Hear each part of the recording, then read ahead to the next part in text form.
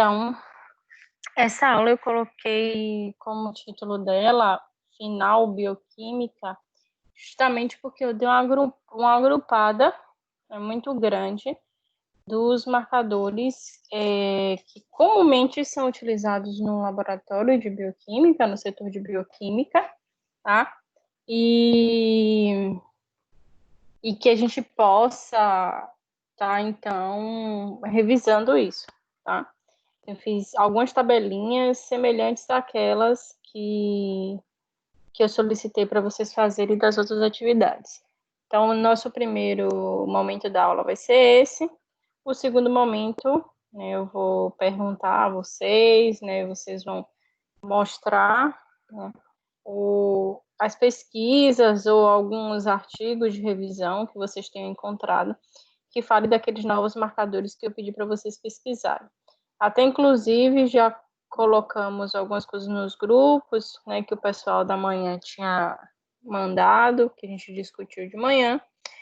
E aí eu até já coloquei no grupo, coloquei uns outros 2 artigos que o pessoal do estágio 3, que também está fazendo essa aula, eles também enviaram, tá? Então, a gente, no segundo momento, a gente faz essa partezinha, mas agora, no primeiro momento, a gente vai falar de alguns grupamentos de marcadores. E aí, na parte inicial, a gente vai falar de marcadores tumorais, né, de uma forma mais ampla. Em um segundo momento, a gente vai falar de marcadores em geral, né, para avaliação de glicose, para avaliação de triglicérides, né, são os que normalmente a gente avalia e que eu acredito que é importante a gente revisar, né, esses aspectos, tá? E aí, na semana que vem, a gente vai revisar a parte de imunodiagnóstico e depois dos marcadores imunológicos, né, do imunodiagnóstico específico, né, subsequente. Da semana mais para frente, né, sem ser semana que vem, na outra, a gente vai falar sobre hematologia, tá? Certo? Tudo bem com vocês? Tudo bem. Ok, vamos lá, então.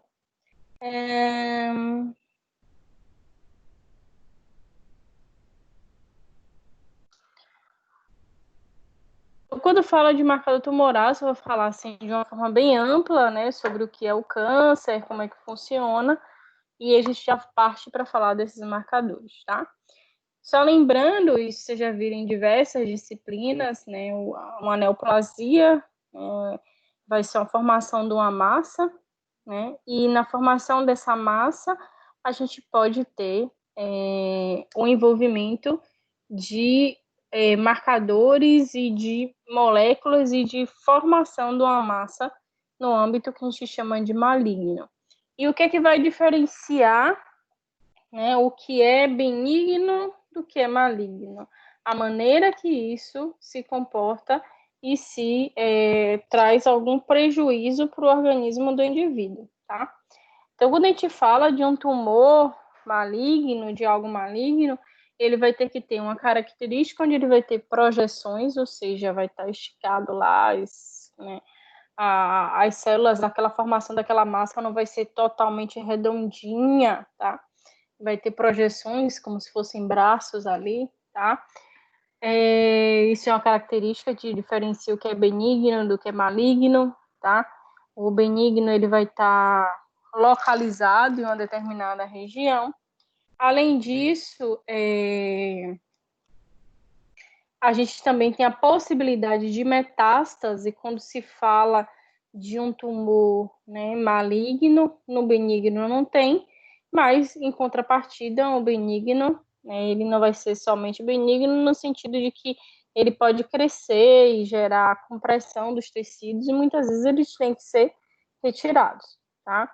Então, é um aspecto importante que a gente tem que observar quando se fala, né, desse aspecto tumoral. Tá? Então, neoplasia é o que a gente chama de um novo crescimento, né, e o novo crescimento a gente denomina neoplasma. O neoplasma é uma massa normal de tecido cujo crescimento é excessivo e não coordenado, mas aquele dos tecidos normais e persiste da mesma maneira excessiva após a interrupção de alguns estímulos que originou. Tá? O que é que isso está querendo dizer? O indivíduo ele teve alguns mecanismos que foram quebrados, ou então algumas coisas que foram estimulados. Por exemplo, quando a gente fala de genes promotores do tumor, ou seja, no momento que o indivíduo tem mutação dos genes, eles vão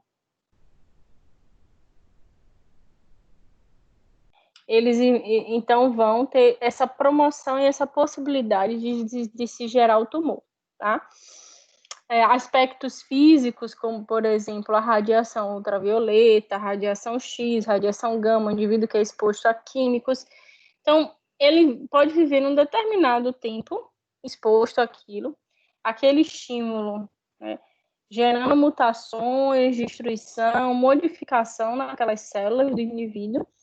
E mesmo que cessado, a gente pode ter, né, o desenvolvimento do tumor mais lá tardiamente. A gente vê muito isso, né, em indivíduos que têm a característica lá onde houve as bombas atômicas no Japão, né, Hiroshima e Nagasaki. Depois de anos ainda, né, você tem gente que foi exposta naquele momento e depois de determinados anos que ele começa a aparecer, né, tumores ali. Ou seja, já houve um estímulo, houve uma desregulação, houve uma quebra no DNA ou alguma coisa que suscitou, que gerou, né, uma formação, né, de um crescimento desordenado, e esse crescimento desordenado, ele foi, então, promotor de um câncer. Então, tudo isso ele tem esse envolvimento a partir daí. E quando ele fala, né, que mesmo o estímulo sendo cessado, ele ainda pode originar o tumor. Então, essa proliferação descontrolada vai ser uma proliferação onde a célula ela vai perder as características dela. E quando a gente fala também de características, a gente fala daquelas moléculas de adesão, né? Moléculas que fazem com que uma célula se ligue à outra e que entenda que há um limite de crescimento entre uma célula e outra. As células tumorais, elas perdem essa capacidade, elas não têm mais limites, né? Eu extrapolo o limite entre uma célula e outra, a massa ela começa a crescer de forma descontrolada e interrompe, né, esses limites e existindo, então, essa má formação. Outro termo importante, né, e aí quando eu explico esse termo, a gente consegue entender muitos dos marcadores que são utilizados para câncer, tá? Na rotina laboratorial, que é o que ele fala aqui nessa frase, né? No momento que tem essa proliferação descontrolada, concomitante a isso, a gente pode ter um aumento da multiplicação celular, ou seja, tem muita célula ali sendo multiplicada, uma massa ali, mesmo que não haja necessidade de formação daquelas células, e então reduz o estado que a gente chama de um estado de diferenciação e especialização celular, tá? Quando a gente fala desse estado de diferenciação e especialização, ele é um estado onde a gente fala da seguinte forma, tá? A gente tem que pensar da seguinte forma. O indivíduo, ele foi gerado, o ovo, né, o óvulo da mãe, junto com o espermatozoide do pai, se encontraram, né, e aí começou a haver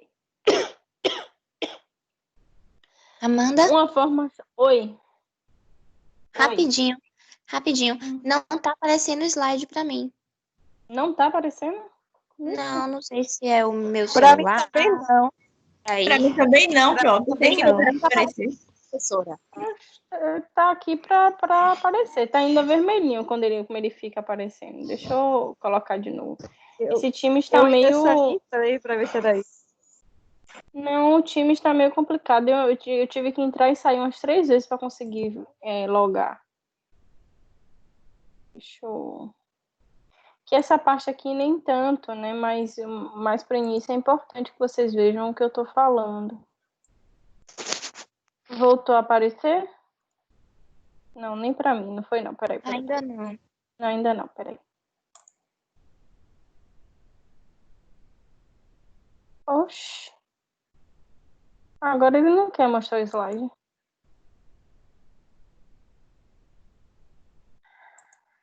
Ai, meu Deus, que saco. Bora, meu filho, me ajude.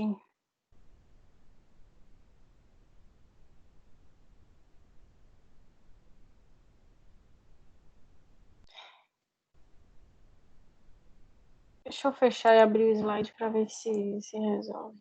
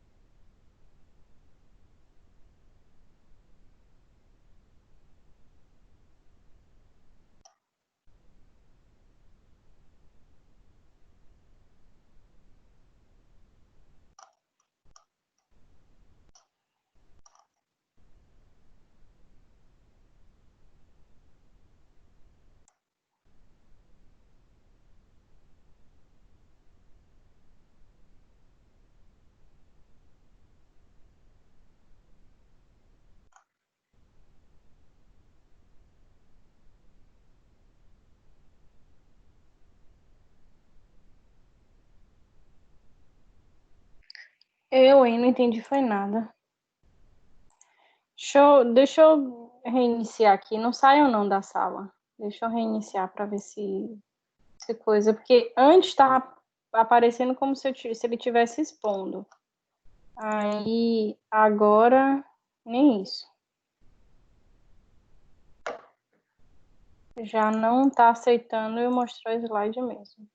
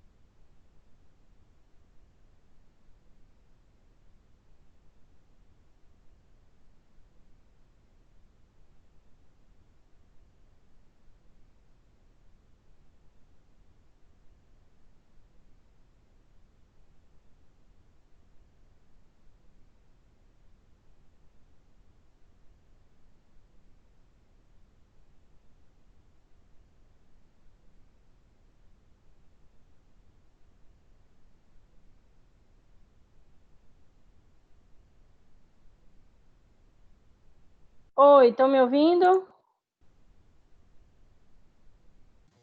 Sim, Tô. ó, Pronto. E agora voltou a aparecer? Olha aí. não. Agora sim, voltou. Pronto. O meu voltou agora também. Que louco. Consegui. O pior é que ele tava aqui, ó, vermelho. E só que não Pensei que era aparecia meu para ela. celular. Não, e aí depois, quando eu tirei e coloquei de novo, ele não ia mais. Quem entende? Agora foi. Vamos lá, então, onde eu tava falando. Deixa eu ver se tá gravando, meu Deus do céu, peraí. Tá gravando.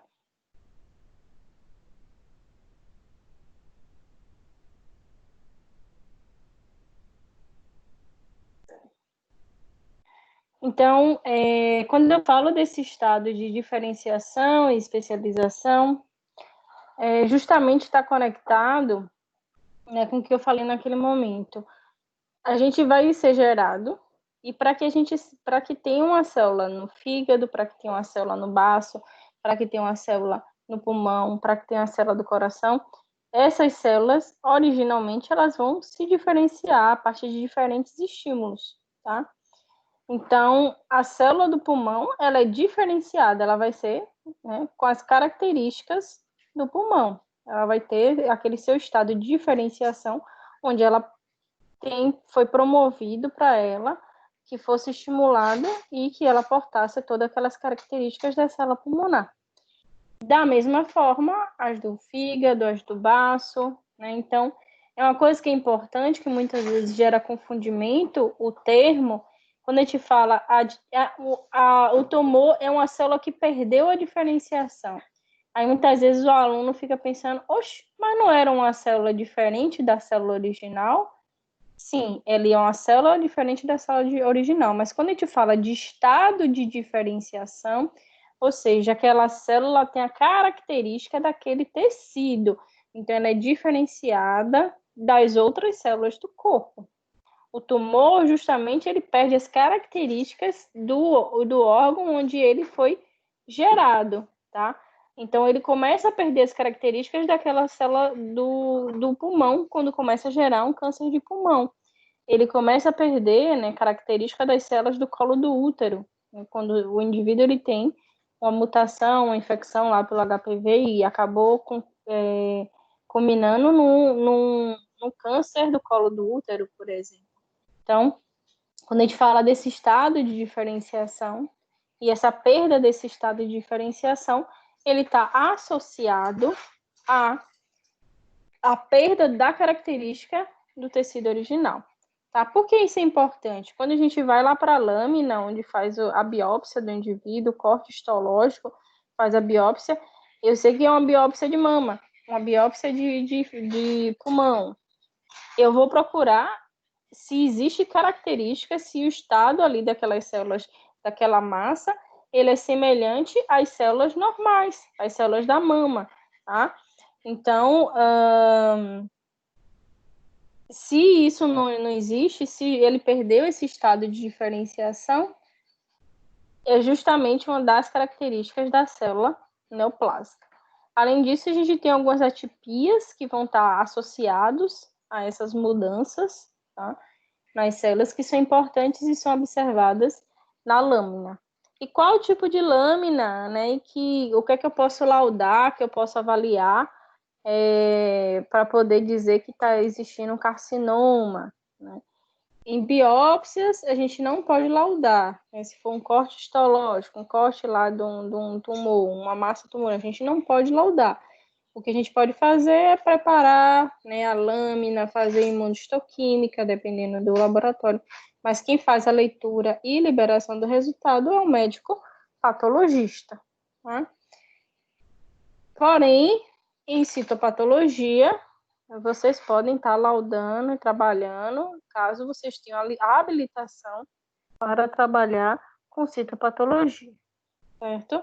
E lá a gente vai procurar atipias, modificações, justamente essas características que podem acontecer caso o indivíduo esteja sendo acometido pelo câncer do colo do útero. Então, a gente tem diversos fatores genéticos que podem estar envolvidos, né? Por exemplo, genes promotores do tumor, que normalmente quando ou existe uma mutação ou que existe a presença de determinados genes, indivíduos estão mais associados à probabilidade de desenvolver tumores.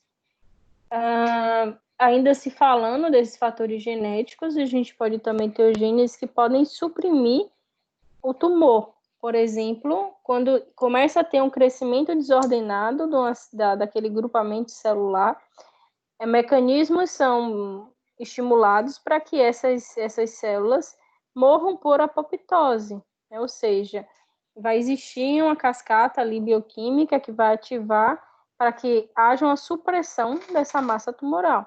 Então, são fatores genéticos importantes. O indivíduo que possa ter esses genes silenciados ou esses genes supressores de tumor mutados são indivíduos que também têm um aumento à predisposição de desenvolver massas tumorais, tá? Ou genes que regulam a destruição do DNA, né? Que regulam o reparo do DNA, tá? Então, muitas vezes, a gente, por diversos mecanismos ambientais, seja a apresentação, né, contato com fatores químicos, físicos, eles podem fazer lesão no DNA. E no momento que a gente tem lesão no DNA, essa célula ela pode se tornar uma célula neoplásica, uma célula mutada, uma célula onde vai haver possibilidade de se gerar um tumor. Tá? Então, o que a gente procura na morfologia celular? O que é que possivelmente a gente vai olhar lá na minha lâmina para poder associar as células neoplásicas? A cromatina, né, porque o núcleo é uma das regiões bastante afetada, essa célula também se encontra em forte atividade metabólica, então vai estar produzindo muita proteína, muito sistema enzimático ali sendo promovido, né, sendo estimulado, então a gente vai ter, né, uma atividade nuclear muito forte, muitas vezes se destaca essa cromatina mais abundante, né, e vai se corar mais fortemente, então vai ficar numa região hipercromática. E só relembrando o que é cromatina, vai ser a maneira que o nosso DNA ele vai estar se apresentando. Tá? O DNA ele pode se apresentar em forma de cromossomo, né, e vai estar então enroladinho, e no momento que ele está em formato de cromossomo, é no momento que há a divisão celular. Tá? Quando não há divisão celular, a célula está lá relaxadona, ela vai estar em formato de cromatina. O DNA ele vai estar mais espalhado, não vai estar empacotado, e a gente vê essa cromatina mais fortemente ali atuando, justamente por causa desse aumento metabólico da célula. Tá? Então, grosseira, né, agrupada, distribuída lá pela membrana celular. A gente pode ver também, né, desproporção do tamanho do núcleo e da célula. Muitas vezes o núcleo é pequeno o citoplasma ele acaba sendo mais abundante. A gente vê modificações dessa proporção núcleo-citoplasma, tá? Com aumento nuclear, binucleação, são aspectos que a gente procura lá no tecido para poder ver modificação. A gente vê aqui células, um corte de células hepáticas, tá? Com aumento aqui nuclear, né, exacerbado, em proporção, olha o tamanho desse núcleo aqui normal, a gente vê núcleos bem maiores, cromatina hipercorada, olha como está bem corada essa um pouco menos, então a gente vê regiões de cromatina corada, nucleolos visíveis, não se vê mais a questão de limite celular, a gente não vê onde começa uma célula, onde termina outra célula, então é um aspecto que a gente procura e já vai, né, associando. Então o patologista, nesse caso aqui, que quem vai laudar, ele vai explicitar todas essas características, né, anotar as características, associar o tipo tumoral, mas a gente precisa utilizar marcadores tumorais, nesse caso no tecido, uma imunohistoquímica, para qualificar, para saber que tipo de tumor, né, a característica do tumor que é importante se fazer. Não é um setor de bioquímica, mas no setor de imunologia que se faz, né, essa técnica que é imunohistoquímica. Então, células gigantes, tumorais, são aspectos que a gente procura, 2 ou mais núcleos, né, hipercromáticos, e aí a gente vê aspectos, né, bem relativos em relação à citopatologia, que é algo que vocês podem trabalhar no futuro, tá? É uma área a mais, né? Nem envolve análises clínicas. Aqui a gente vê células intermediárias e aqui uma célula superficial, tá? Nessas células intermediárias a gente vê que a proporção, tanto nas superficiais, a proporção núcleo-citoplasma, onde a gente vê o núcleo pequenininho, o citoplasma bem abundante, contorno celular visível, né? É uma característica bem forte dessas células. Já aqui no esfregaço anormal, a gente vê núcleos enormes, praticamente não existe, né, mais citoplasma, escassez de citoplasma, cromatina densa ali presente, nucleolos aqui visíveis. Outra coisa que a gente observa, né, queratinização, essas manchas mais, né, alaranjadas, associadas à queratinização dos tecidos, tá?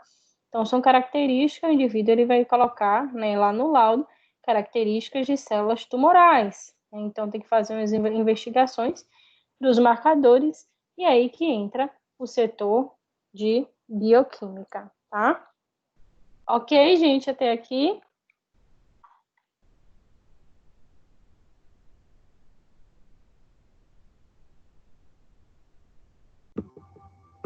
Ok. Pra mim, sim, pronto.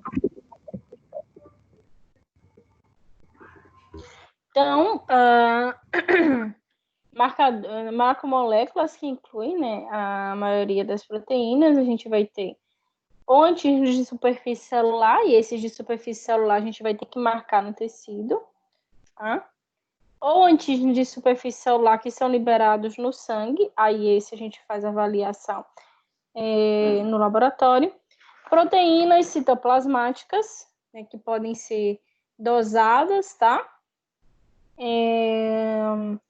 Enzimas também, que a célula tumoral ela possa estar produzindo em excesso, e a gente viu um pouquinho disso quando falou as outras, né, os outros marcadores importantes, e a gente observou que muitas vezes quando a célula está em alta atividade metabólica, que eu falei agora no início, ela acaba produzindo em grande quantidade, por exemplo, né, um monte de enzima ou hormônios, tá? A localização é muito importante, né? Se vai estar lá no próprio tumor, se a gente vai fazer quantificação in situ, ou se vai fazer análise lá nos líquidos biológicos ou no sangue. Existem alguns marcadores que podem estar na urina, por exemplo, então a gente pode fazer avaliação. E se falando de marcador que pode estar na urina, a gente tem o primeiro marcador, né, a primeira proteína que foi associado a marcadores tumorais, que é a nossa proteína de Benson-Jones. Eu falei um pouquinho dela quando eu falei lá de avaliação renal, tá? Que ela pode também estar associada a uma possibilidade de lesão renal. Porque lembrando, né, essa proteína de Benson-Jones é uma imunoglobulina de cadeia leve, ou seja, ela só vai ter ali a cadeia leve predominante. E essa região de cadeia leve, ela pode se ligar, né, à membrana das células do rim e gerar uma lesão. Ou então, por exemplo, tá, a gente quantificar lá na urina e associar ao diagnóstico do câncer, né, de linfócito B, que é o mieloma múltiplo. Então, quando a gente detecta lá na urina, faz lá uma eletroforese de proteína e faz a detecção na urina dessa proteína, a gente sabe que são casos, né, de mieloma múltiplo. Indivíduos sadios com resposta normal, sem câncer de linfócito B, ele não vai apresentar, né, imunoglobulina na urina dele, muito menos imunoglobulina disfuncional, que é a imunoglobulina de cadeia leve, certo? Então, esses marcadores tumorais, a ideia é que eles estejam de forma específica ou no tumor, ou específico na doença, né? Então, esse é um exemplo da proteína de Benson-Jones.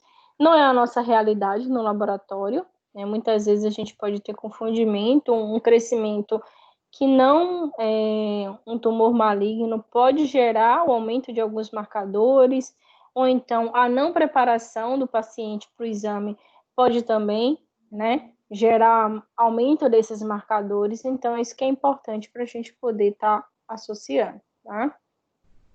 Então, são normalmente sintetizadas e secretas pelas células que revestem o trato gastrointestinal do feto e em pequenas quantidades no adulto, quando a gente fala do CEA. Tá?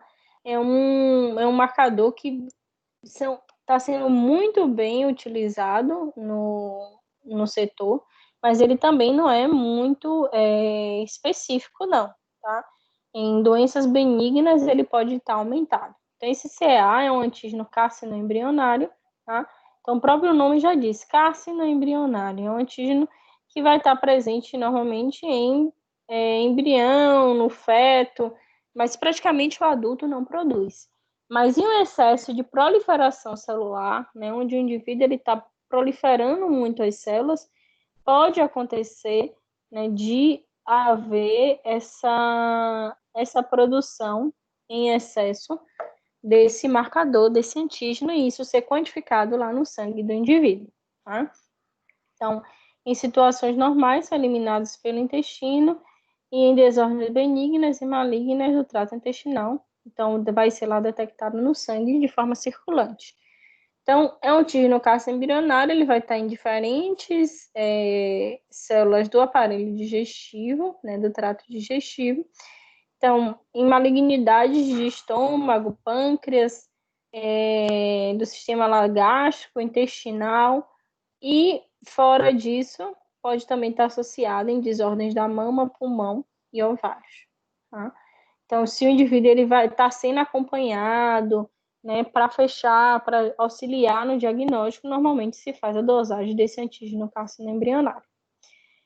Em doenças benignas pode acontecer uma lesão hepática, por exemplo, pode aumentar essa quantidade no sangue, indivíduo com pancreatite, né, ou seja, inflamação lá no pâncreas, enfisema pulmonar, doenças benignas da mama pode também estimular o crescimento, aumento, na verdade, desse antígeno ali presente.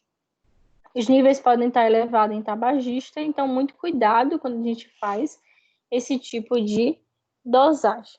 Tá? O CEA ele é usado para o monitoramento desses tumores gastrointestinal, então normalmente se faz antes do tratamento a análise, né, o exame, depois durante o tratamento e no final do tratamento para poder auxiliar e observar se houve eficiência no tratamento. Porque no momento que a gente tem redução dessas massas, né, que tem redução desses marcadores ali, pode estar, assim, associada à melhora, à eficiência do tratamento ali. A alfa-fetoproteína também é uma proteína que é produzida pelo feto. A gente produz, né, valores maiores na 14ª semana da gestação, então quando a gente ainda é um fetozinho ali, e os níveis eles começam a ser normais após o nascimento, quando o indivíduo tem 10 meses, tá? Ela é uma das principais lipoproteínas que o feto produz, e é uma proteína que é bastante produzida pelo fígado, tá? O fígado fetal. Então, ela está presente em níveis baixos em homens e mulheres saudáveis, mas pode estar associado a câncer de fígado. Então, o indivíduo que parou de produzir depois que nasceu e passa a produzir do nada de vida adulta, isso pode estar bastante associado a um câncer, né, em células hepáticas. Em tumores testiculares também tem sido visto, né, o aumento e a produção também dessa alfa-fetoproteína. E valores também podem ser encontrados em alguns casos gástricos, pancreáticos, de pulmão e colo. Mas muito, muito, muito raro a gente ter esse marcador, né, essa alfa-fetoproteína associada a esses tipos de câncer, tá? É muito bem associado a carcinoma hepatocelular e tumor em testículo. E quando a gente fala de tumor em testículo, muitas vezes essa alfa-fetoproteína é dosada em conjunto com o beta-HCG. Em doenças que não são câncer, ela pode estar associada, né, como doença inflamatória do fígado, como causada pela hepatite viral, hepatite crônica e cirrose. Então, coisas que causam lesão no fígado pode acabar aumentando também esse marcador. Então, a gente tem que ter muito cuidado quando se faz o diagnóstico, muito cuidado, né? E aí a ideia é que a gente faça em conjunto com diagnóstico por imagem, né? Utilizar os marcadores por imagem, utilizar um ultrassom, né? Uma tomografia, para poder auxiliar no diagnóstico, tá? Não adianta fazer somente o marcador e olhar no escuro e aceitar ali somente o marcador e já dar o diagnóstico para o indivíduo. A ideia é que se faça mais marcadores, não só esse, no laboratório, e também se faça outros tipos de exame que não laboratoriais que suportem, né, a possibilidade do indivíduo estar, sim, com a presença de um tumor localizado naquela região, ok? Então, doenças inflamatórias intestinais, né, como doença de Crohn, a colite ulcerativa também pode aumentar essa alfa-fetoproteína, e é indicado que a dosagem dele seja feita para monitorar o tratamento de carcinomas hepatocelulares e de tumores testiculares, e também a possibilidade de recidiva. Por isso que eu falei que normalmente eles são dosados antes, durante, depois do tratamento e no acompanhamento do paciente, para saber se está gerando metástase, se teve recidiva, ou seja, se o tumor voltou no mesmo local. Então, tudo isso é avaliado.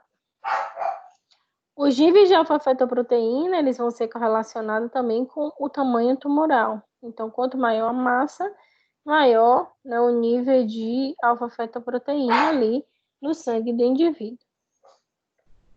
Nos tumores testiculares, a gente utiliza bastante essa associação da alfa-fetoproteína, como eu falei, com o beta-HCG, e que auxilia, né, no suporte para o diagnóstico de uma forma diferente, um diagnóstico diferencial.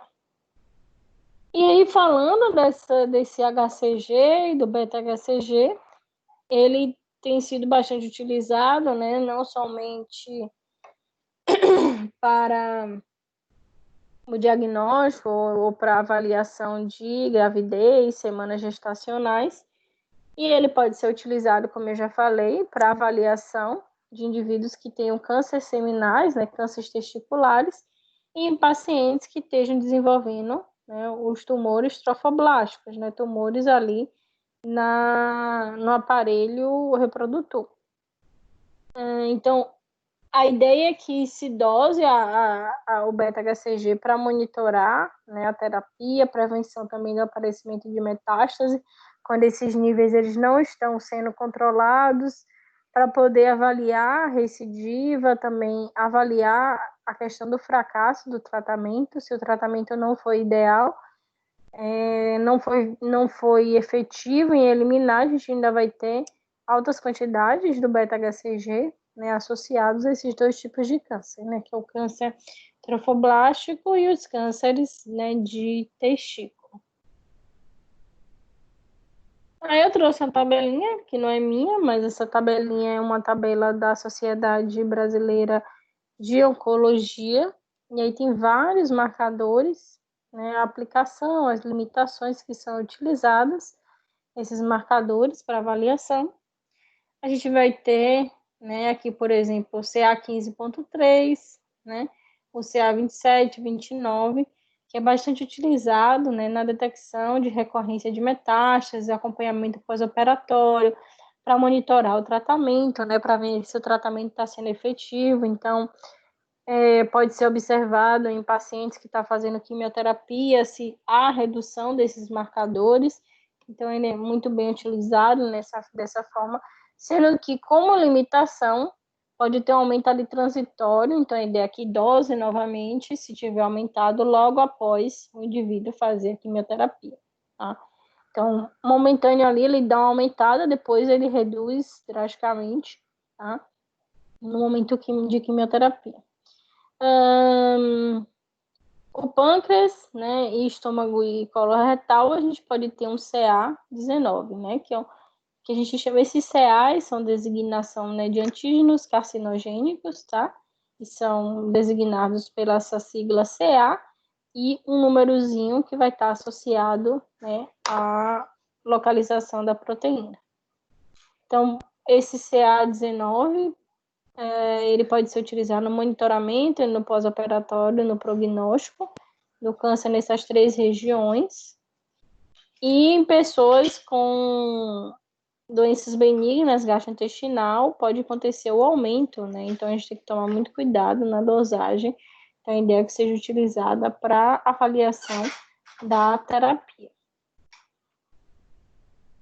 A gastrina também, né, que pode ser avaliada, né, em indivíduos que têm câncer no estômago, e vai ser avaliado também tanto para o diagnóstico como para, né, o tratamento do paciente. Então, a gente tem uma gama, isso aqui é o básico de alguns marcadores que a gente tem sendo utilizado, mas se vocês forem observar, muitos são utilizados para monitoramento do tratamento, ou seja, o indivíduo normalmente já tem o diagnóstico e aí ele vai ser acompanhado ali no tratamento para que veja se a remissão, a redução daquelas massas, se a quimioterapia, a radioterapia, seja lá o tratamento que está sendo utilizado, ele foi, então, funcionar.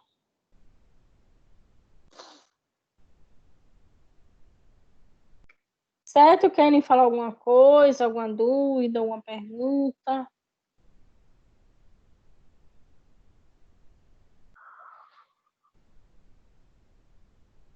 Tá tranquilo? Tá favorável?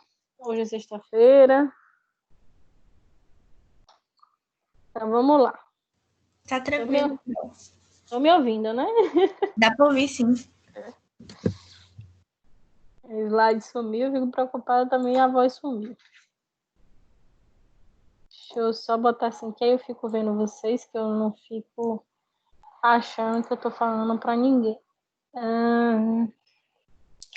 E aí, como outras dosagens, a gente vai ter, aí eu vou falar de alguns grupos de dosagem que a gente pode fazer no laboratório de bioquímica, e o significado, que é mais ou menos o que eu pedi para vocês fazerem lá, né, em marcadores renais e hepáticos, tá? A gente vai ter, né, a avaliação do perfil lipídico do indivíduo, e aí a gente tem as lipoproteínas, que são avaliadas, e um lipídio, que normalmente está associado à formação da mucosa, formada na mucosa intestinal, a estrutura das células, e também está muito associado ao descontrole da alimentação, da dieta do paciente, tá? Quando a gente fala de lipoproteína, o nome já diz, né? Ele vai ter a fração lipídica e a fração proteica, tá? Até porque, para que esses lipídios sejam transportados no nosso sangue, para que eles saiam do fígado e vá para os tecidos, para que eles saiam dos tecidos e vá para o fígado, eles precisam de carreadores, de coisas que façam com que eles sejam transportados. Além disso, né, a região proteica dessas lipoproteínas é quem vai ser sinalizado para que haja, né, o consumo, a doação ou a retirada desses lipídios dentro desse conjunto de lipoproteínas, tá? Se eles estão circulantes, eles vão ter que ir em um determinado local e se depositarem, né, serem utilizados.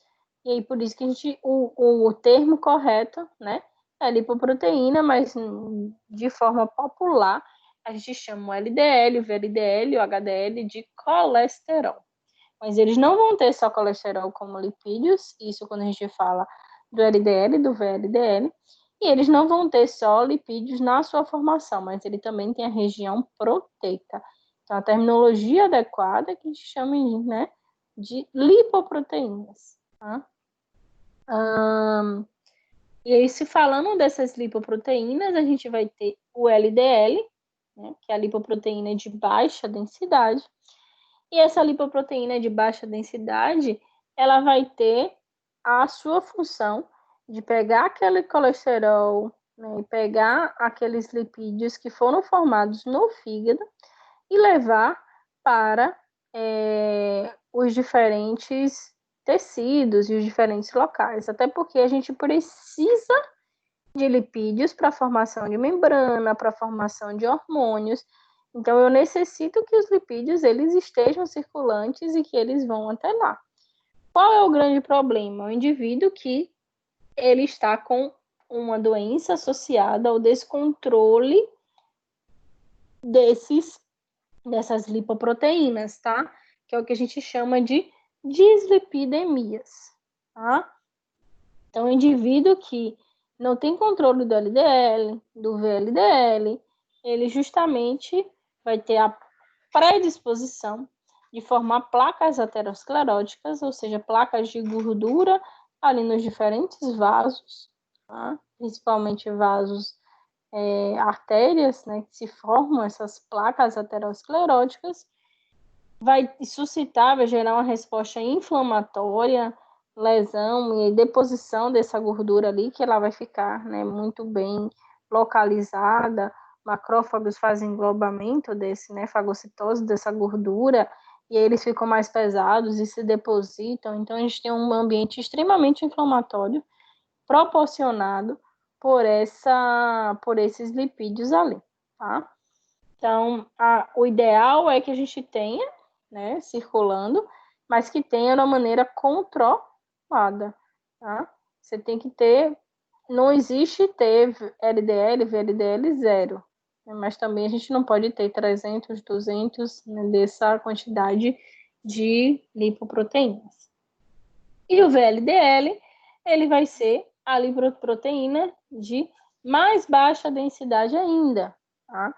Ele vai ser produzido lá no fígado a partir do colesterol endógeno, ou seja, o colesterol que já foi metabolizado e os triglicérides que também já foram metabolizados. À medida que eles vão passando e perdendo os triglicérides, né, deixando lá nos tecidos, eles se transformam em LDL, tá? Então, a gente inicia com a molécula de VLDL e no momento que ele vai perdendo a quantidade de triglicérides que tem dentro da molécula, ele passa a ser, então, chamado de LDL. E o terceiro, a lipoproteína, que vai fazer o transporte ao contrário. Essas duas, elas saem do fígado e se direcionam para os tecidos. A HDL, ela vai fazer o contrário. Ela vai pegar aquele excesso lá que tem nos tecidos, o excesso que tem ali muitas vezes no vaso, retirar e levar para o fígado metabolizar, tá? Por isso que muitas vezes a gente tem que ter um controle, um aumento de HDL, né? E o LDL e o VLDL no nível aceitável, que justamente ele vai fazer esse fator ao contrário. Mas o excesso também do HDL pode promover, né, uma toxicidade ali hepática, porque o fígado ele vai ter que estar promovendo um maior metabolismo ali de colesterol, né, de lipídios ali que vão ser levados até ele, tá? Então, não adianta eu querer resolver em um dia comer todos os óleos, ômega 3, ômega 6, que promove esse aumento de HDL, e aí eu tenho esse descontrole, esse excesso ali, tá? Então, tudo é um equilíbrio quando a gente fala, né, de um controle endócrino, de um controle, né, bioquímico, né, um controle imunológico também. Tudo a gente tem que, né, buscar, né, a homeostasia. E os triglicérides, esses vão ser agora, assim, a gente chama eles de lipídios mesmo, eles vão ser somente lipídios, podem ser carreados, né, por essas moléculas também, dependendo da necessidade. E são formados nas células da mucosa intestinal, né? No momento que a gente se alimenta, começa a formar esses triglicérides a partir de monossacarídeos e de ácidos graxos de cadeia longa, quando a gente faz a absorção, e são transportados a partir da quilomicra, né, ou do quilomicron, que vai estar transportando a partir dos vasos linfáticos, e depois eles entram na circulação sanguínea e pode ser distribuído por diferentes órgãos. O grande problema também é o excesso de triglicerídeos, né, que o indivíduo vai gerar a hipertriglicidemia, onde ele vai ter o aumento, né, de risco cardiovascular, promoção de aterosclerose e promover também um descontrole de lipídios, que a gente chama de dislipidemia.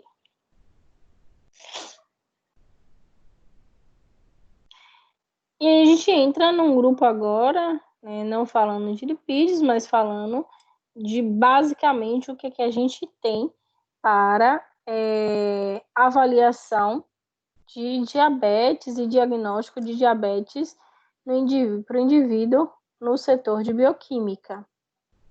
A gente pode ter essa avaliação na urina, tá?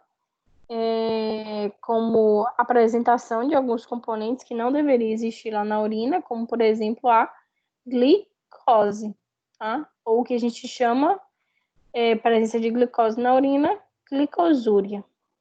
Essa condição, né, vai acontecer porque a glicose ela vai ser filtrada, só que ela vai ser reabsorvida. Mas em um indivíduo diabético, a glicose ela é filtrada, mas não vai ser reabsorvida, porque provavelmente ele vai estar ainda em descontrole né, não está conseguindo controlar aquela glicose circulante, então ela vai estar em excesso no sangue, não vai haver, então, necessidade de reabsorção. Essa glicose, ela começa, então, a ser eliminada na urina. Porém, em casos de lesão renal, isso também pode acontecer. Então, presença de glicose na urina, eu não posso fechar diagnóstico e dizer que o indivíduo ele está desenvolvendo, né, uma diabetes, tá? Mas já é um achado importante, né? Um achado importante também para o monitoramento, um achado importante para iniciar um diagnóstico, por exemplo, quando ele faz um exame de rotina e já se encontra excesso de glicose ali na urina. Outro componente que pode ser dosado na urina e associar e auxiliar também no diagnóstico é a quantificação de cetonas na urina. Existem esses produtos intermediários a partir do metabolismo de lipídios e em indivíduos, né, diabéticos ou com a dieta pobre em carboidrato, onde ou não há fornecimento, no caso de uma dieta pobre de carboidrato, ou no indivíduo diabético, ele não tem capacidade de pegar a glicose e adicionar nas células e utilizá-la, né, como fonte de energia. Então, mesmo que ele tenha lá um monte de glicose circulante, por causa da patologia dele, ele não consegue desenvolver essa atividade. Então, essa associação é importante, né, do metabolismo aumentado de cetonas, porque vai estar associado à quebra de gorduras, e o indivíduo está quebrando gordura por quê? Em excesso? Não, provavelmente porque ele não está conseguindo usar o carboidrato. Tá? Em dieta pobre de carboidrato, isso pode acontecer, né, apresentar um aumento de cetonas, e aí gerar um confundimento, então não é diagnóstico ideal também para diabetes, mas também é um achado importante, um indício importante para poder fazer a análise ali. E agora a gente adentra, né, coisas mais específicas, que vai ser a dosagem direta de glicose no sangue, tá? Então, a gente sabe que se o indivíduo ele não está produzindo insulina de forma suficiente ou não produz nada, que é um quadro, né, onde ele vai apresentar diabetes, né, que vai ser essa insuficiência de produção de insulina ou, né, produção de uma forma que ineficaz, né, ou a própria resistência aos receptores de insulina, quando o indivíduo ele, né, tem diferentes picos glicêmicos, os receptores das células eles começam, né, a gerar uma resistência à insulina, e aí o indivíduo, na verdade, ele produz insulina, mas ele precisa, né, ser direcionado a fazer um tratamento onde aumente essa permeabilidade, essa entrada dessa insulina que ele produz na célula, porque os receptores eles não estão mais suportando. Tá?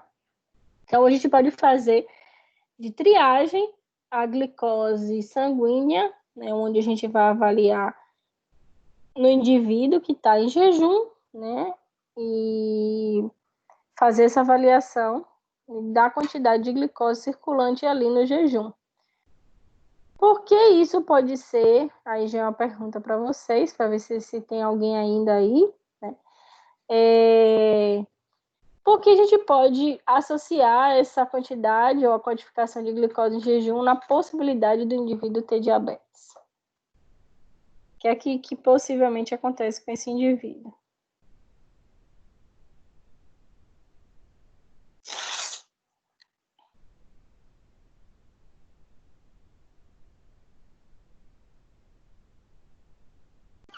Como é a pergunta? Porque a gente dosando a glicose, a gente pode associar a um diagnóstico de diabetes, se a diabetes é insuficiência de Insuficiência de produção de insulina. Quero que você veja se vocês estão atentos. É óbvia mesmo a resposta. Não, a pergunta eu não entendi. Como é que o quê? Porque a gente usa dosagem de glicose para fazer um diagnóstico de diabetes. Se na diabetes o indivíduo não produz insulina.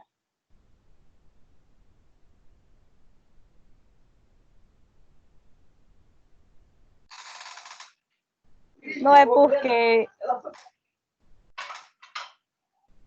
Hoje Não é ficou mudo. Não é porque a insulina ela aumenta quando a presença da glicose no sangue, não? A insulina, Ela aumenta quando há um pico de glicose não, no sangue. isso. Mas aí eu tô vendo uma glicose alta ali naquele paciente que fez um jejum de 12 horas. O que é que isso significa de dizer? E aí Nem tá tendo sempre uma que ele. falha e tá tendo uma falha no quando tá ou não tá produzindo ou a insulina, ou então a falha no receptor, que não tá fazendo com que essa glicose entre. Isso. Fale, Ludmila, você ia falar aí. Não, pode seguir o raciocínio.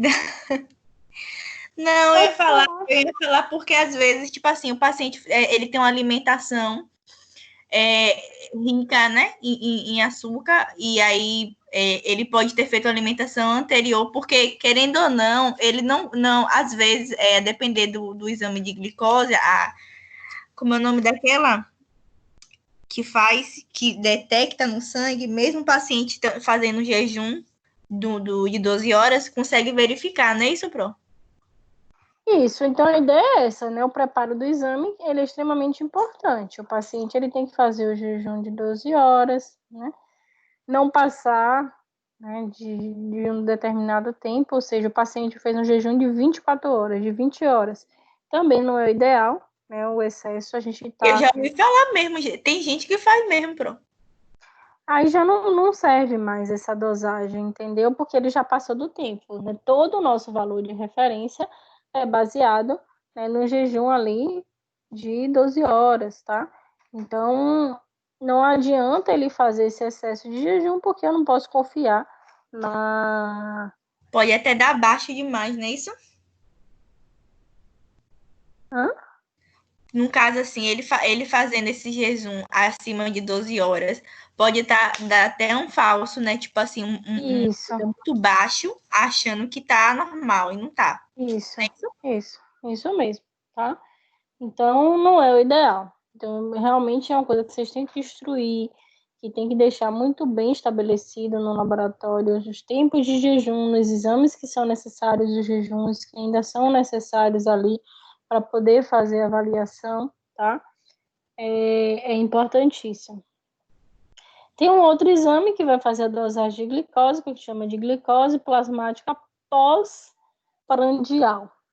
O que significa esse exame glicose plasmática pós-prandial? Como é que ele é feito? Depois da ingestão.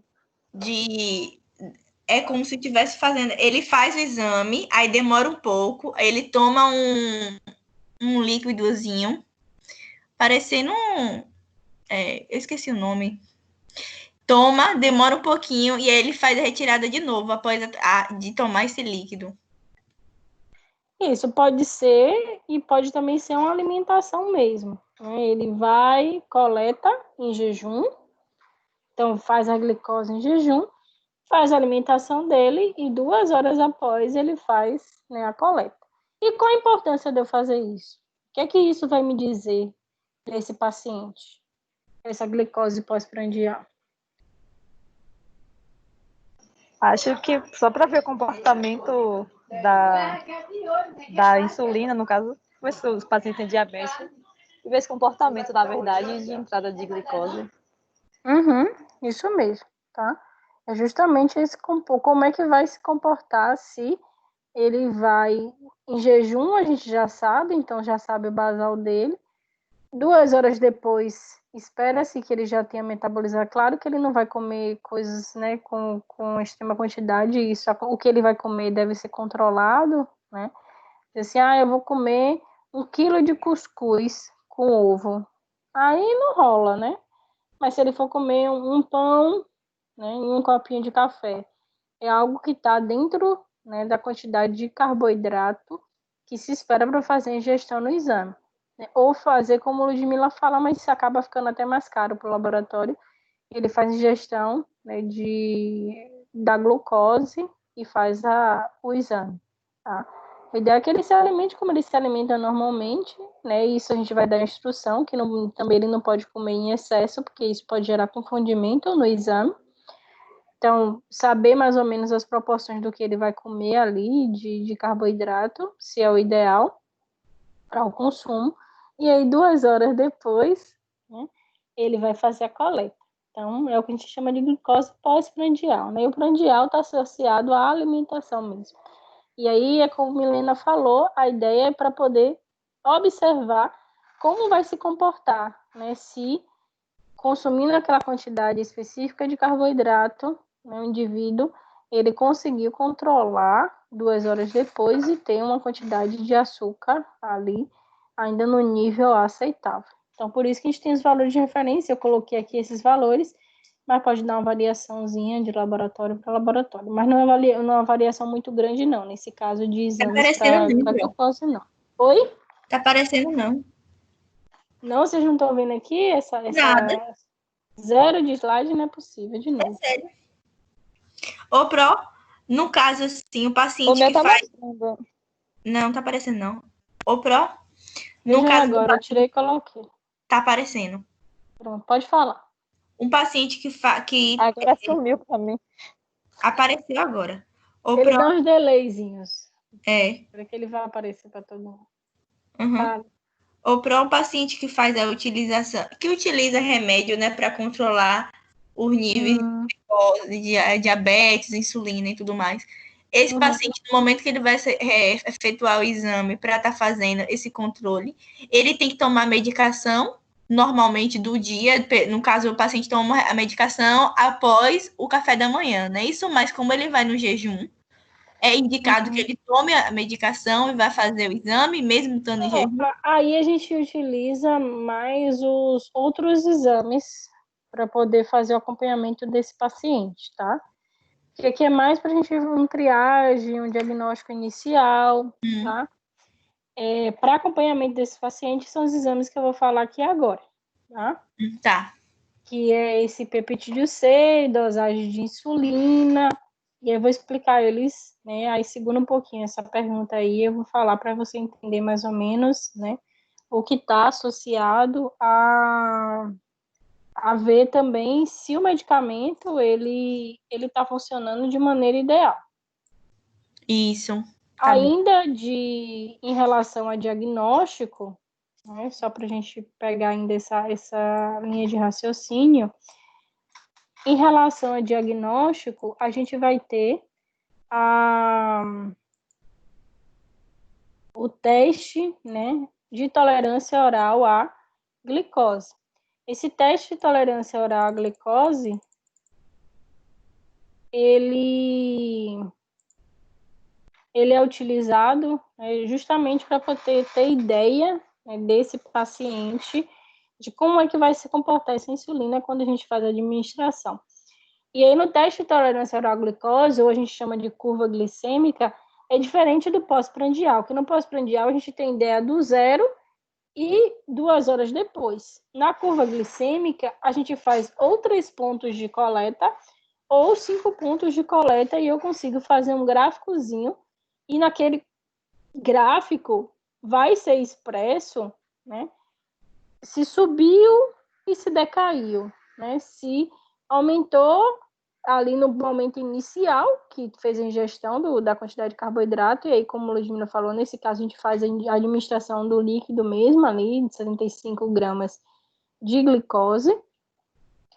O indivíduo ele vai ser coletado assim que chega no jejum, faz a administração de 75 gramas de glicose, meia hora depois vai ser coletado, novamente, né, mais meia hora depois daquela segunda coleta vai ser coletado, mais meia hora depois, mais meia hora depois, totalizando, né, um tempo de 2 horas, 4 coletas a cada meia hora, e a gente consegue fazer essa curva glicêmica. Em alguns laboratórios tem se feito só 3 pontos, ou seja, ele coleta no início, coleta 1 hora depois e coleta 2 horas depois e faz o gráfico. Tá errado? Não, né? A Sociedade Brasileira de Análises Clínicas, ela libera, né, esse tipo de análise, né? Mas eu acho mais interessante quando você tem mais pontos, né, de coleta para poder fazer uma análise melhor ali do paciente. Mas em relação a custo, né, a avaliação, o indivíduo ele pode fazer esses 3 pontos, pode se fazer esses 3 pontos de coleta, e também você não fura tanto o paciente, né, que a cada coleta dessa, você vai ter que ir lá furar o indivíduo de novo, coletar o sangue ali de novo, ok?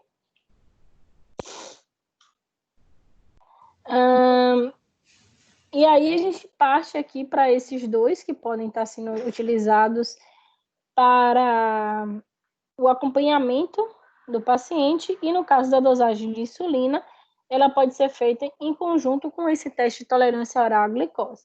No teste de tolerância oral à glicose, a gente coleta e avalia a glicose. E a gente pode fazer no mesmo momento, naquela amostra que eu quantifico a glicose, eu posso também quantificar a quantidade de insulina que o paciente está produzindo. E aí eu consigo ter um parâmetro melhor, né, e observar, olha, está reduzindo a quantidade de glicose, está aumentando a insulina. Ou aí eu vejo a insulina se mantendo também na mesma quantidade e a glicose sem reduzir. E aí eu posso fazer esses 2 aspectos que pode estar auxiliando no diagnóstico do paciente. Então, eu avalio, né, a quantidade de glicose que vai ser produzida dentro dessas 2 horas, e posso também avaliar a quantidade de insulina, né? Então, pode ser formada da mesma forma, avaliada da mesma forma. Assim como eu posso também quantificar a insulina em jejum e quantificar a insulina pós-prandial, semelhante como a gente faz a quantificação de glicose. Tem sido utilizado, né, bastante para poder ter ideia lá do quanto do paciente está também produzindo insulina, e não só dosar a quantidade de açúcar, tá? Que era que a gente utilizava muito no laboratório de bioquímica. Se tem muito açúcar, provavelmente ele tem diabetes. Mas hoje se faz muito essa dosagem de insulina. E para poder promover e saber que aquela insulina, como o que foi a pergunta de Ludmila, aquela insulina, ela pode ser a insulina que o paciente utilizou, né? Uma insulina que o paciente fez a medicação, então modificou, estimulou a produção, ou então uma insulina exógena, ou seja, uma insulina que foi administrada no paciente, não que ele produziu. A gente pode ter ideia, né, da quantidade de insulina que o paciente ainda produz, tá? Quando a gente quantifica o peptídeo C, porque nesse caso aqui, da dosagem de insulina, a gente vai dosar a insulina total, a que o paciente produziu e a que ele foi, então, administrado, né? Se ele tomou o café da manhã dele e acabou administrando lá, fez pós-prandial, administrou insulina, a gente pode ter confundimento. Então, para evitar esses confundimentos e também muitas vezes para não ter que submeter o paciente a não fazer a administração da insulina dele ou do medicamento, a gente faz a quantificação desse peptídeo C, tá? O que é esse peptídeo C? Esse peptídeo C, ele é uma proteína que quando o indivíduo vai produzir uma insulina, a cada molécula de insulina que vai ser produzida, a gente vai ter, antes de formar a insulina, o que a gente chama de pró-insulina. E aí, no momento que eu tenho uma pró-insulina, ele vai ter uma molécula de insulina e carreando, né, o peptídeo carreador, o peptídeo que está segurando essa pró-insulina, é esse peptídeo C. No momento que há um destacamento, ou seja, a insulina se solta, o peptídeo C é liberado, então, no sangue, e aí, então, a cada molécula de glicose eu tenho uma molécula de peptídeo C. Então, se eu tenho uma quantidade X de peptídeo C, eu posso correlacionar com a quantidade de insulina que o paciente produziu, tá? Então, tem essa correlação, e aí você não precisa submeter o paciente a suspender medicamento, né? Você pode estar ali controlando a partir daí, né?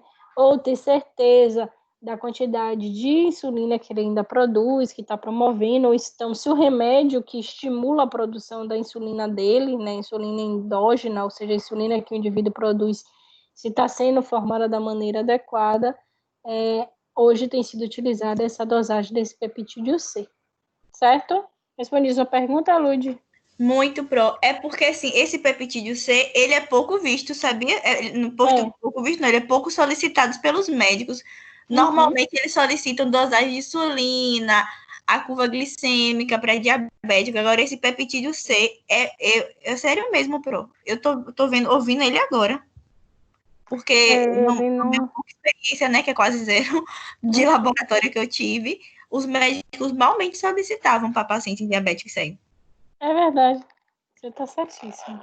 Pouco se é utilizado, mas ele tem um significado muito interessante. Demais! Né? Só de ter explicado agora já dá para saber. Tipo assim, se o paciente está fazendo utilização do medicamento e se ele fez a utilização, por que deu baixa no momento do exame e se ele ainda tem insulina. Então, isso eu acho que todo paciente deveria fazer, né? Já que ele resume tanto, né?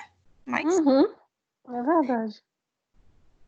Depois eu vou mandar um material que fala sobre esse peptídeo C e insulina para vocês lerem também. Viu? Bom, Pro. E cobre. Tá? Viu? E também para auxílio de monitoramento, aí nesse caso aqui, ele está bastante associado para ver se o indivíduo está fazendo controle da diabetes, né? Controle da quantidade de açúcar, né? Que vai estar sendo liberado ali, sendo na dieta, ou então ele está utilizando em excesso a quantidade de açúcares, né? A gente pode utilizar a dosagem das proteínas glicadas ou proteínas glicosiladas, tá? O que seria, né? Algumas proteínas circulantes, né, ou que ficam, no caso, dentro da hemácia, que é a hemoglobina, elas vão ter grande afinidade com a glicose quando ela está em altas quantidades circulando no nosso sangue. Então, quanto mais eu consigo visualizar e quantificar hemoglobinas, né, que vão estar glicadas, ou seja, que vai ter glicose ligada a essa hemoglobina, eu associo a médias de picos, né, que possivelmente o paciente apresentou de glicose circulante, tá? O que seriam esses picos? Por exemplo, o paciente apresentou em média 400 miligramas por decilitro.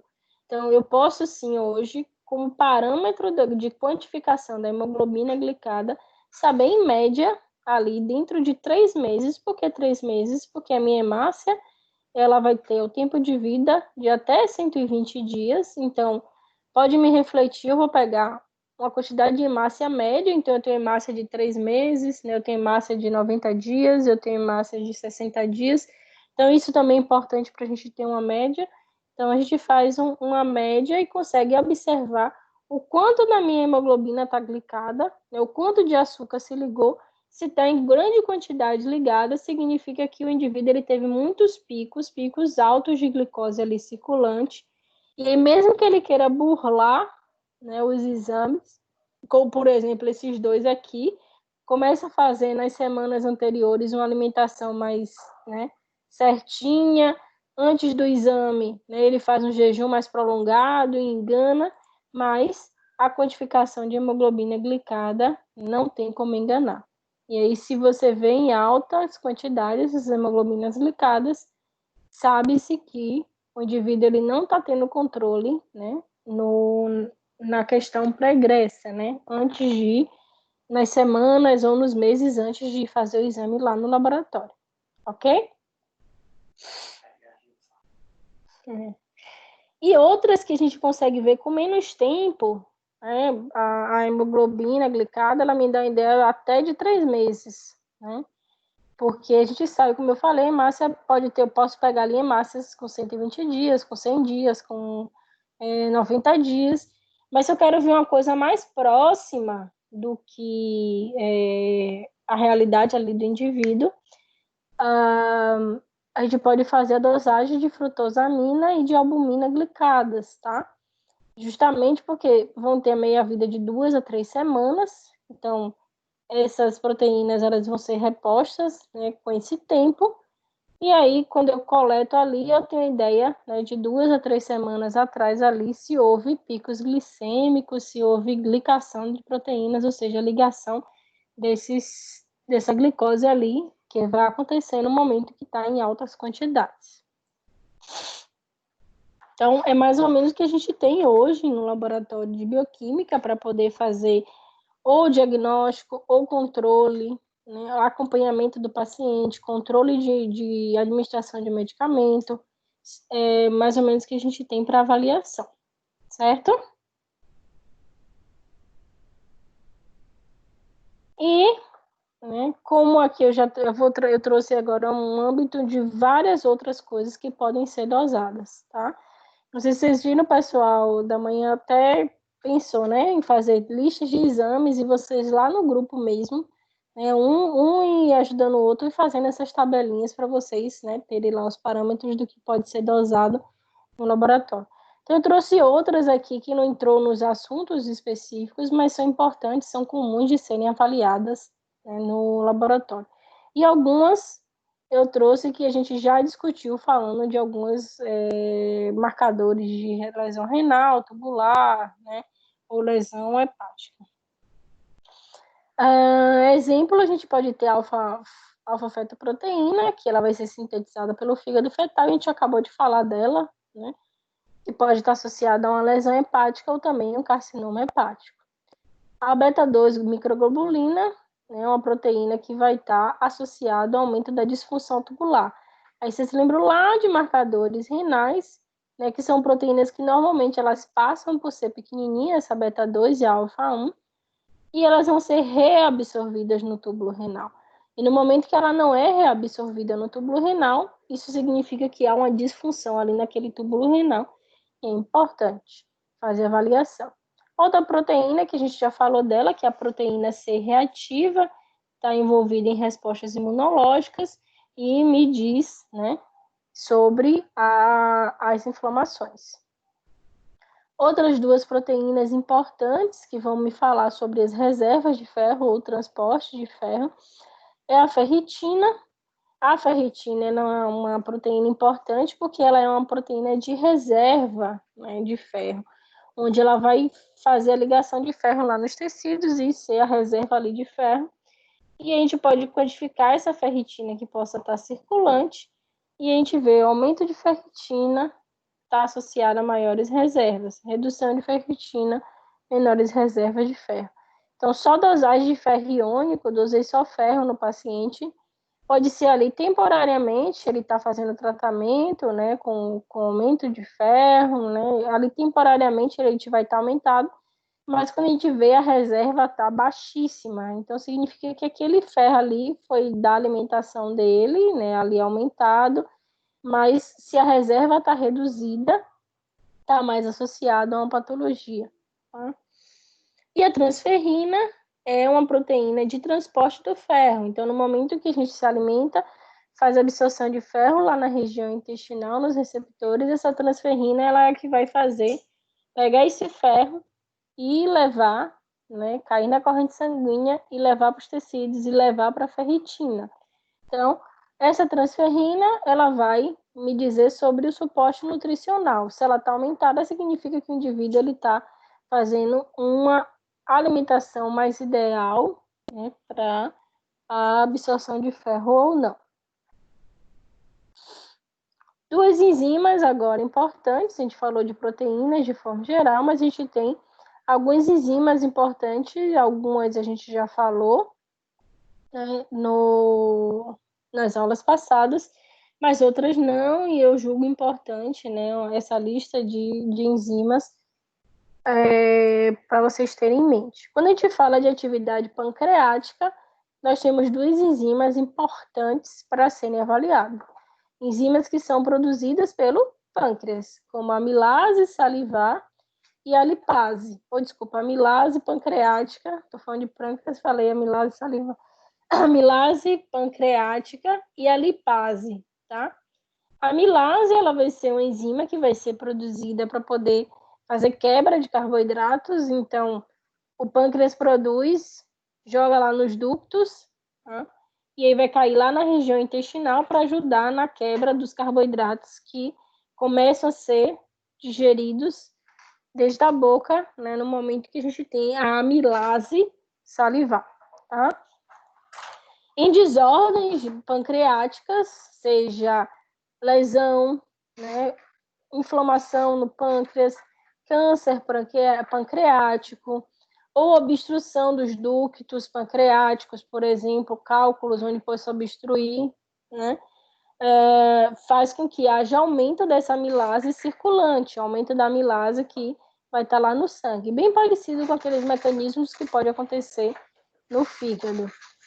Assim como a lipase, ela também vai me dar esse mesmo significado, né? Mas um significado bem mais específico, porque, né, a grande maioria da lipase que vai estar sendo produzida, ela vai ser produzida pelo pâncreas, e aí também me dá, né, sinal de atividade, de lesão pancreática, inflamação. Então, são dois marcadores importantes para a gente avaliar a atividade ou enfermidades nesse órgão. A gente pode ter também a dosagem das aminotransferases, como a gente já discutiu bastante, falando de fígado, né, falando também um pouquinho lá em marcadores de músculo, porque algumas das aminotransferases elas podem estar no músculo esquelético, por exemplo, ou no coração. O cuidado com esse tipo de amostra, né, é bastante importante, porque a gente já falou disso, né, a presença em eritrócitos, então eu tenho que ter muito cuidado para não ter hemólise nessa amostra, tá? Justamente porque se eu tenho essas enzimas dentro das hemácias, no momento que eu tenho hemólise, eu tenho lise, eu tenho destruição de hemácias, essas enzimas estão sendo liberadas no soro do paciente e vai me gerar confundimento. Eu não sei se realmente o órgão que eu estou avaliando produziu em excesso essa enzima ou essa enzima está em alta ali no soro porque o paciente foi coletado da maneira inadequada. Então, é um critério de rejeição de amostra, tá?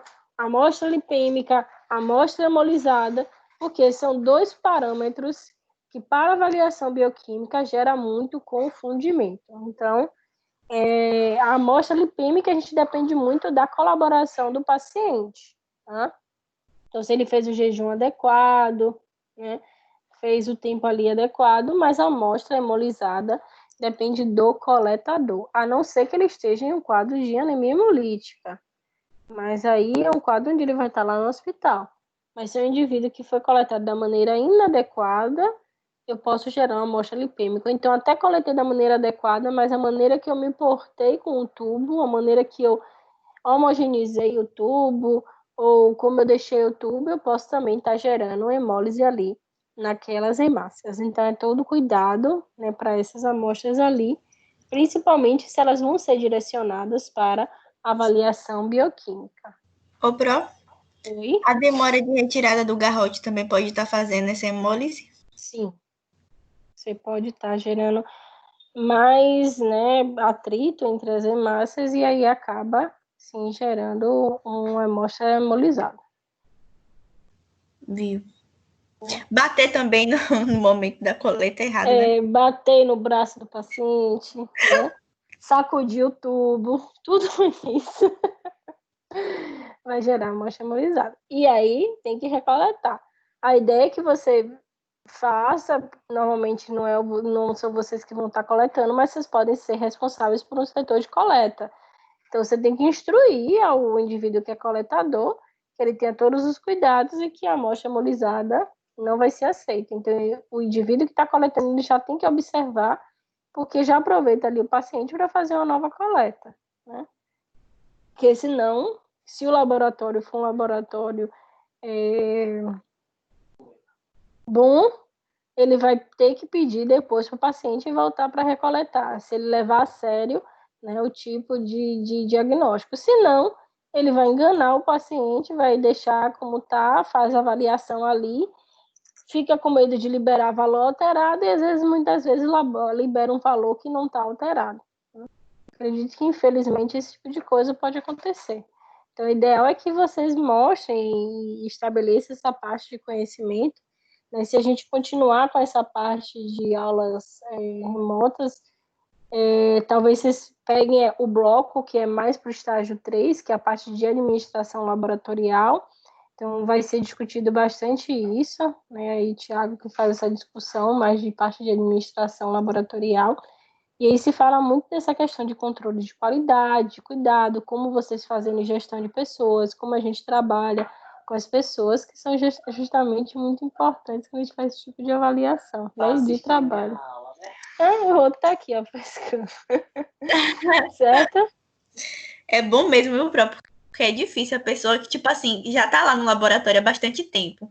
Aí chega aqui uma estagiária de biomedicina olhando fazer as coisas e fala que Mas tá assim, como você é estagiário, muitas vezes a gente até nem fala. Mas imagine quando você entrar como chefe do setor, como você entrar como chefe do setor, você vai ter que falar.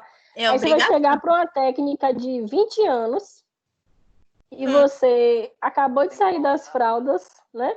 Acabou de sair das fraldas, formada, vai ser a chefe dela. Então, a gente tem que aprender mesmo como é que a gente fala, como é que a gente vai ter que dizer assim, ó, querida, você vai ter que recoletar. Então, Não, você não vai dizer assim, né? Se falar assim, se falar assim, já vai ter, né, um problema já de relacionamento com o seu funcionário. Então, é todo...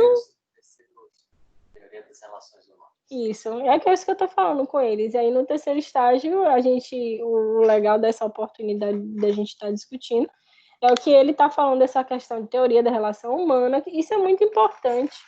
Você chega, tem uma aluna da gente, né, que já formou até na primeira turma de biomedicina, ela enfrentou isso no primeiro emprego que ela teve.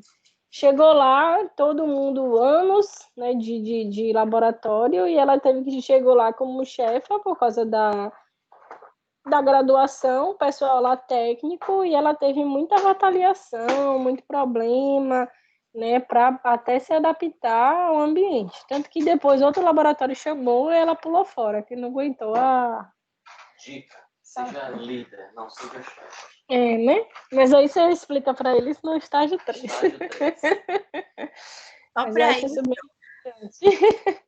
Não, mas é legal, isso é importante para vocês. Né? É uma coisa que é difícil a gente saber e de aprender, porque o curso de área de saúde, ele não tem muito esse direcionamento de como relacionar com pessoas. Isso é mais o curso de humanas, né, que faz essas discussões desses, né, psicologia. A gente não tem muito esse traquejo, né, de como lidar com gente, não, que não é fácil, não. Seja lá o professor, ou seja lá o chefe do laboratório, ou o chefe do setor. Às vezes você não é o chefe geral, mas você é chefe de um setor, e ser líder, ser chefe, seja lá o que for, é extremamente difícil. Tem que ser líder, né? Não é fácil, não. É como você gerir pessoas, não é, não. Então, continuando aqui, né, voltando do parêntese, outros 2 marcadores são importantes, né, quando a gente faz a avaliação de atividade da próstata, tá? A gente vai ter o antígeno prostático específico, que é o PSA, tá?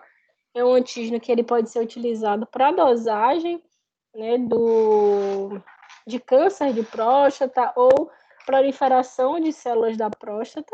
Então, ele pode ser utilizado para dosagem e ele é bastante sensível hoje, né? A dosagem de PSA, ela está muito bem estudada e avaliada quando a gente fala, né, de câncer de próstata. Em conjunto, né, com o PSA, a gente também pode fazer a dosagem de outra enzima, né, que é a fosfatase ácida. A fosfatase ácida também pode me dizer, né, sobre câncer de próstata. Tá? Aí eu pergunto, vocês sabem quais são os cuidados que o indivíduo que vai fazer a dosagem de PSA ele deve ter para poder fazer as coletas? Ele não pode ter tido relação sexual no período de, acho que, de 48 horas. Isso, 2 a 3 dias, isso mesmo. 48, acho que varia de laboratório, né, Pro? E tem que ter não pelo menos ter vindo ao ambiente para fazer a entrega, né, para a coleta do PSA de moto, bicicleta, para não. Eu acho que isso acontece alteração no momento que você vai fazer a coleta, né? porque são coisas que acabam estimulando a próstata, tá? É Então, no verdade. momento que você, né, faz impacto ali naquela região, porque você vai estar de bicicleta, você vai estar de moto, você andou a cavalo, por exemplo, né? Tudo isso acaba estimulando a próstata e acaba estimulando o aumento desse PSA. E aí, como você falou, vai gerar alteração no exame, vai gerar confundimento. E aí eu não sei se aquele valor exacerbado foi porque ele não fez, né, o preparo para o exame ou se é porque ele realmente tem uma enfermidade em próstata. Tá? Então, é importantíssimo. Isso a gente tem que ter de entrevista no laboratório, seja lá desde o momento da recepção. Então, em alguns programas, né, que são utilizados para cadastro do paciente, quando a gente cadastra determinados exames, já tem as perguntas que a recepcionista tem que fazer, perguntas específicas, né, de preparo, como, por exemplo, a creatinoquinase. Se o indivíduo vai fazer a dosagem, pergunta a ele se ele fez atividade física, né, avaliação de PSA, de fosfatase ácida, tem que perguntar se ele fez, né, a abstinência sexual dentro do tempo determinado, se ele não andou de bicicleta, a cavalo, tudo isso ele tem que estar, né, preparado para fazer o exame. E é ideal que a gente explique ao paciente, instrua ele, não só libere esse paciente para casa, diga que ele não pode fazer o exame, mas a gente tem que instruir, explicar, né, o motivo de não fazer aquela coleta e mostrar que aquilo está sendo algo positivo, porque o laboratório ele está, né, querendo gerar uma qualidade na avaliação desse paciente, né, não avaliar de qualquer forma e depois gerar confundimento no momento de liberar o resultado. Outra enzima importante que a gente também já falou, e aí eu só vou frisar para a gente lembrar também dos cuidados da coleta, que é a lactato desidrogenase, e ela vai estar muito associada ao aumento à lise de hemácias ali presente. Então, no momento que eu tenho muita lise de hemácia, eu vou ter muita liberação de lactato desidrogenase, a gente tem muito dessa enzima nos eritrócitos também, tá? E aí eu tenho que ter bastante cuidado na coleta dessa amostra. E, né, o ideal é que ela seja coletada em plasma ou avaliada em plasma normalmente, né, para evitar que no soro tenha uma lisezinha no momento até da coagulação ali, então a gente faz a avaliação em plasma. E normalmente a coleta em fluoreto. Então, doenças, né, como infarto agudo do miocárdio, a própria hemólise, ou então a lise ali das hemácias, atividade de hemácias ali presente, ela vai fazer o aumento dessa lactato desidrogenase. Certo? Certo. Ô, Pro, a senhora, a senhora falou de PSA, a dosagem de PSL normalmente é realizada para saber se o paciente não sei, para saber se o paciente, normalmente é solicitado o PSA e o PSL, não é isso? Porque antes você tem o PSA total e o livre. O PSL é o livre, tá? Sim. E aí a gente faz a dosagem para poder fazer essa associação do quanto, né, está sendo produzido, liberado, né, e o quanto vai estar, né, essa fração livre que está sendo utilizada ali. É mais ou menos, ele pode associar a questão da atividade dessa proteína, está mais associada a isso. Tá? Entendi. Então, pode fazer a dosagem dos dois, sim. Normalmente é o que se faz, né? Total e o livre, para poder ver a fração que vai ser utilizada, metabolizada da proteína, né? Que vai estar de forma ativa, né? É o termo correto. Então, a livre serve mais para isso, né? Isso, para poder ver qual a quantidade de ativa. Então, se tem muito mais ativa e a ativa que está alterada, a gente normalmente associa mais a esses casos de carcinoma, tá? Tá. Dúvida, gente?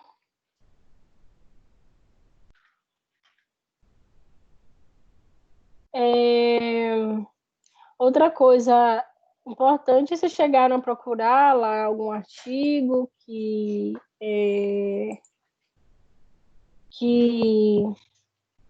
fale desses outros marcadores, esses 1000 marcadores. Se não procuraram, não tem problema, vocês podem já acessar aquele material que eu coloquei. Alguns foram de colegas de vocês, tá? E eu só vou mostrar aqui a vocês. Mas chegaram a procurar, pelo menos procurar os marcadores. Mas os artigos que eu encontrei em português, eu sei que você vai falar, mas podia ter traduzido, eu sei. Mas eu sei. Não foram tão interessantes quanto eu estava olhando os artigos que os colegas postaram no grupo.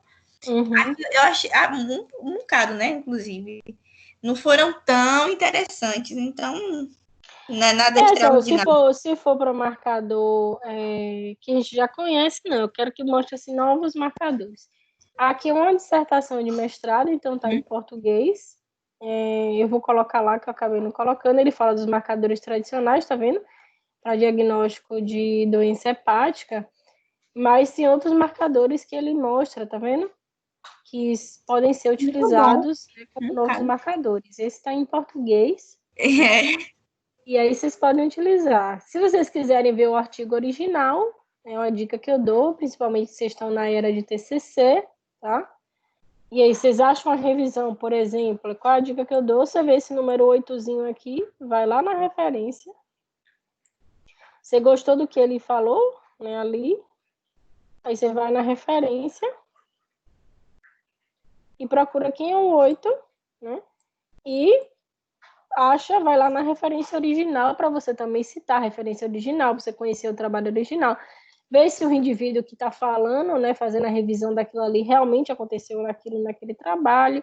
Então, é importante também, é uma maneira de achar artigos também, achando em artigo de revisão de literatura ou em teses, né, dissertações de mestrado. A gente pode também utilizar fazendo assim, eu leio o que o indivíduo passou, eu vou ver mesmo se esse artigo acontece, se esse artigo é interessante para mim, para poder fazer o trabalho de vocês. É uma dica interessante. Agora que a senhora fala um negócio desse para mim, né? De tanto que eu ralei a cabeça com o negócio de TCC para procurar artigo, eu tô ouvindo um negócio desse uma hora dessa.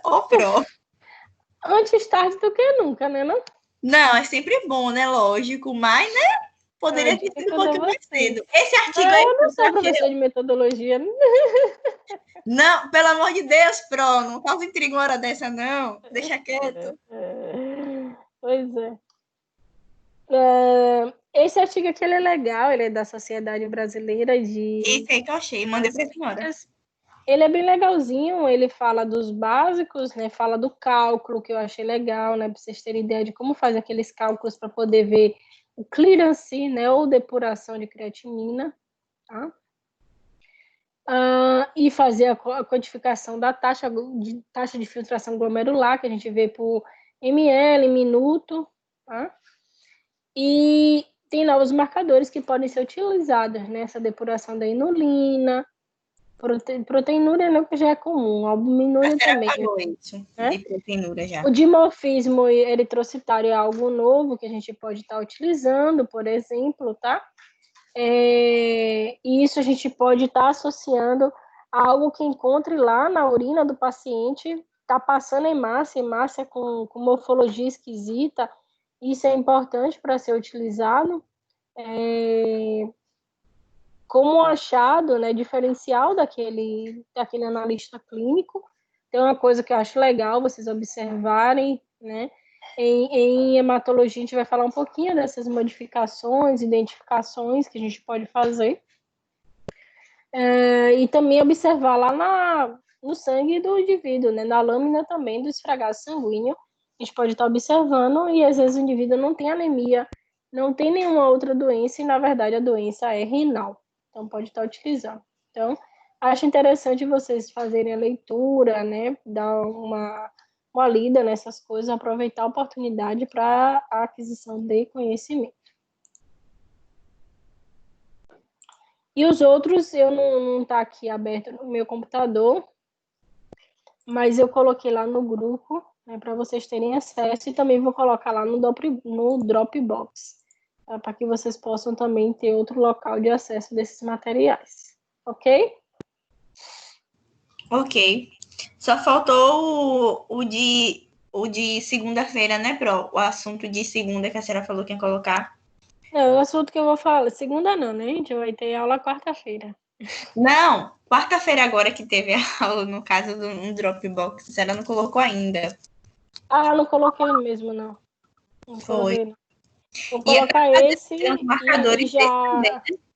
E eu já coloquei os vídeos no YouTube. Eu vou passar mais tarde para vocês os links, viu? Já consegui subir todos os vídeos e eu mando os links para vocês e coloco esses 2 slides, o de quarta e o de hoje, tá? Vi. E aí bota esse material lá também, tá? Uhum.